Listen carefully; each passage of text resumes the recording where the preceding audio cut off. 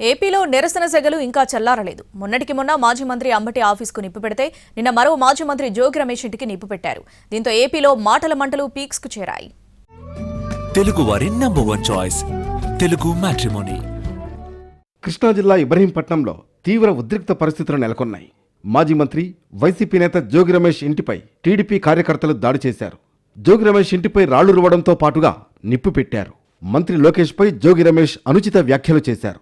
దీంతో టీడీపీ శ్రేణుల్లో ఆగ్రహం కట్టలు తెంచుకుంది. జోగి రమేష్ ఇంటిపై దాడికి పెద్ద సంఖ్యలో వెళ్లారు. లోకేష్కు క్షమాపణ చెప్పాలని డిమాండ్ చేస్తూ ఆందోళనకు దిగారు.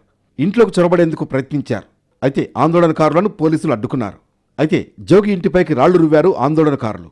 ఇంతలోనే రమేష్ ఇంట్లో మంటలు చెలరేగాయి. దాడుల సమయంలో జోగి రమేష్ తిరుపతిలో ఉన్నారు.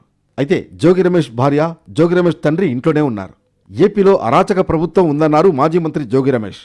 తనను ఏదైనా చేయాలనే కుట్రతో చంద్రబాబు, లోకేష్ తన ఇంటిపై దాడి చేయించారని ఆరోపించారు.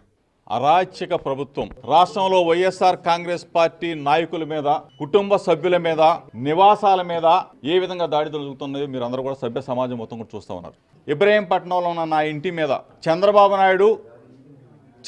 నాయుడు కొడుకు లోకేష్ ఇద్దరు కూడా నా నివాసం మీద దాడి చేయటం కోసం, నా కుటుంబ సభ్యుల మీద దాడి చేయటం కోసం, నన్ను ఏదైనా చేయాలి, కిరాతకంగా చేయాలి, రాక్షస ఆనందం పొందాలన్న ఉద్దేశంతో రాష్ట్ర ప్రజలందరూ కూడా గమనిస్తూ ఉన్నారు.